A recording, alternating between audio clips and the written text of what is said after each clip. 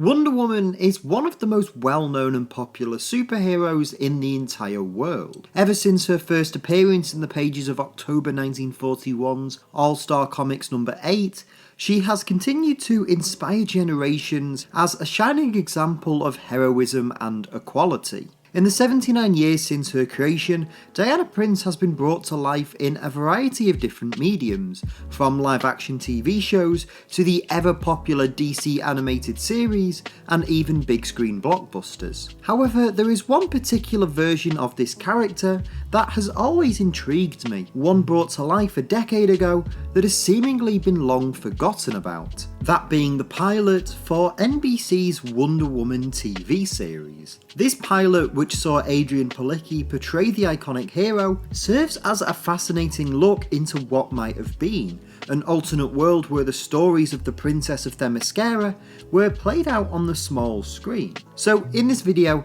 I want to dive into the history of this short-lived series and explain how NBC almost brought Wonder Woman back to life on television, as well as what went wrong, and ultimately why this series never saw the light of day. Before we continue though, just a quick reminder to leave a like on this video if you enjoy it, and subscribe to Owen Likes Comics so you don't miss out on any future videos. Before we dive into the history of this failed Wonder Woman TV series though, I think it's worth acknowledging and overviewing the history of the character on screen, and how previous adaptations of Diana Prince paved the way for this attempted series. The first attempt at bringing the character to life came in 1967, when, hot off the heels of the success of ABC's Batman show, producer William Dozier commissioned a pilot script for a series entitled Who's Afraid of Diana Prince. The pilot, while never broadcast, starred Ellie Wood Walker as Diana and Linda Harrison as her Wonder Woman alter ego, with the show focusing more on Diana's civilian life than her superheroics. While this series was never greenlit, a Wonder Woman TV movie was commissioned in 1974, with Kathy Lee Cosby playing the titular role. This film, intended as a pilot for a future television show, ultimately failed to resonate with audiences and the studio,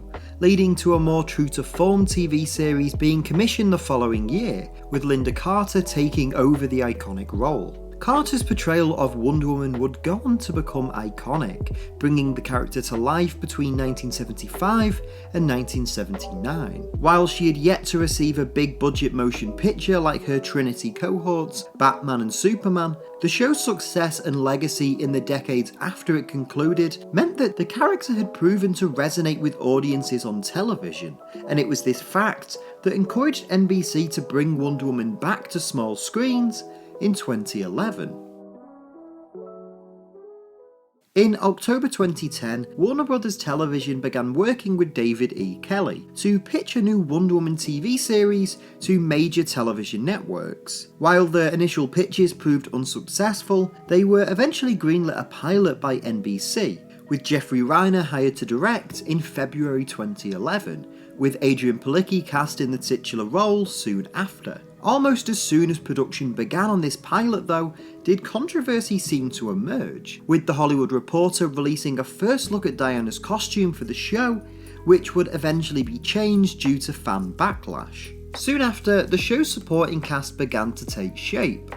Elizabeth Hurley was cast as the primary villain, Veronica Cale, Tracy Thomas as Diana's personal assistant Etta Candy, and perhaps most interestingly, Pedro Pascal as Ed Indelicato, Wonder Woman's liaison to the local police. The pilot episode of this series aimed to introduce us to the status quo of this Wonder Woman TV series, reinventing the character in the vein of some of Kelley's previous television shows, with the tone and style of the episode closely resembling shows such as Ally McBeal. In this show, Wonder Woman is a vigilante crime fighter in LA, as well as a successful businesswoman under her alias Diana Themyscira. You can tell from this pilot alone that the show was going to heavily emphasise the professional and interpersonal drama in Diana's life, as she balances the corporate world, being a superhero, and everyday life troubles as well. And while it's a somewhat unconventional way of approaching this character overall, the episode did a somewhat decent job of establishing the world that this show would exist in.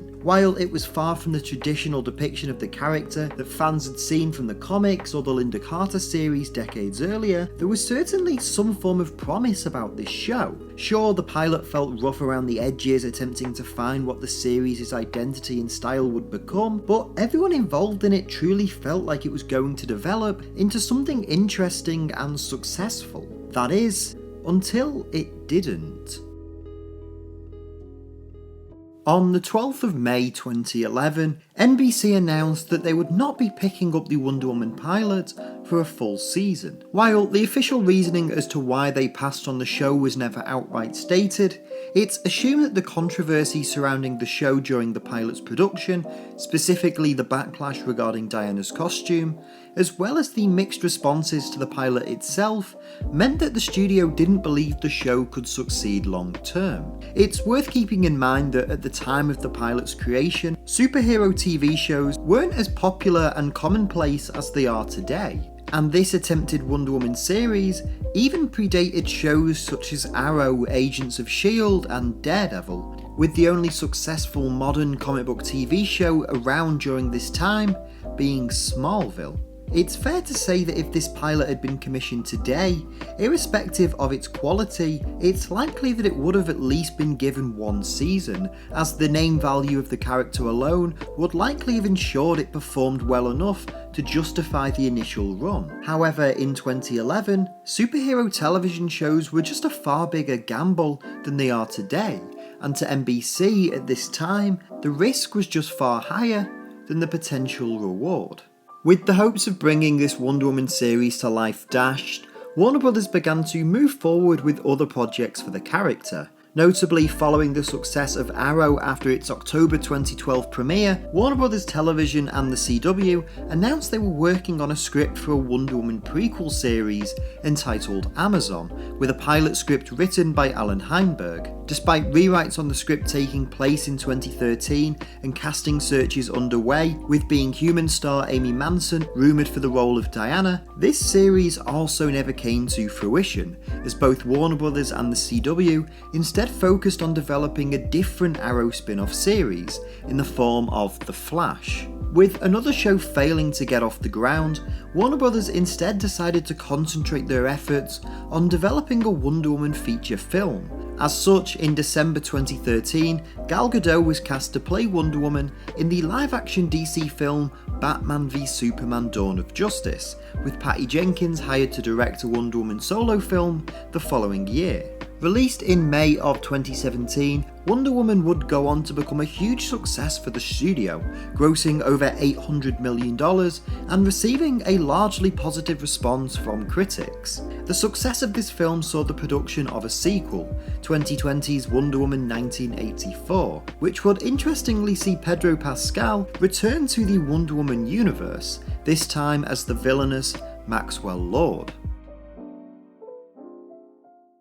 And while Wonder Woman has gone on to become a huge success on the big screen, it's interesting to think about how different things could have been if the character had been brought back to television a decade earlier, and how both the fate of the character and the wider landscape of DC's live-action films would have changed. Although I don't believe the pilot would have blossomed into an all-time great superhero TV show, I do genuinely believe that if it had been commissioned a few years later, the chances of it being given a full season would have been a lot higher. Only 1 year after the pilot's creation, Arrow was brought to television screens, while Marvel Studios' The Avengers was released in cinemas, creating a massive superhero frenzy that still dominates pop culture today. If Wonder Woman was commissioned in a post-Avengers world, it's hard to imagine it not being greenlit. Adrianne Palicki, who starred as Diana in the pilot, shares these sentiments, telling Entertainment Weekly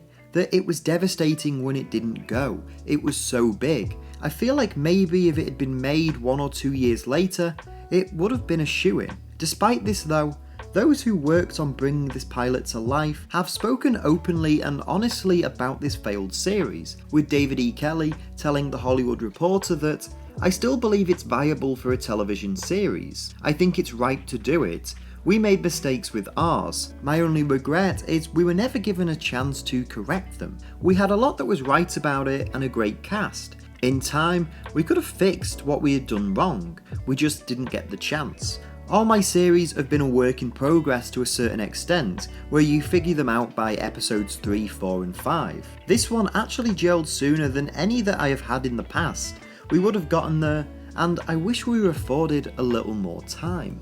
And while that time may never have been afforded and Wonder Woman's future eventually lied on the big screen, I nevertheless find this pilot to be deeply fascinating. That said, I ultimately think the demise of this series was for the best. While it's certainly not the worst comic book adaptation that someone has attempted to bring to life on the small screen, it's also far from the best, and nowhere near the level of quality and significance that a character as popular and influential as Wonder Woman deserves. And if this show had aired and continued to garner the mixed response that the pilot episode received, it's very possible we'd ultimately never have gotten the fantastic and inspiring version of the character that we have today.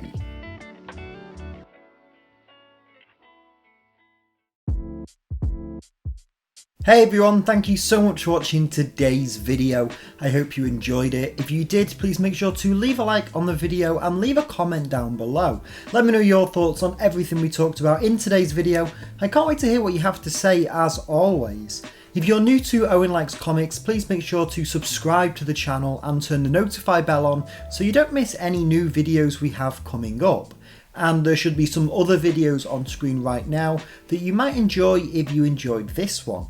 If you want to help support the channel, you can go to patreon.com/OwenLikesComics. And if you want some more of me, you can follow me on Twitter, just at OwenLikesComics. Thank you all so much for watching this video. This will be the final video of 2020. So have a great Christmas, and I will see you all in the new year. And until then, take care and keep reading.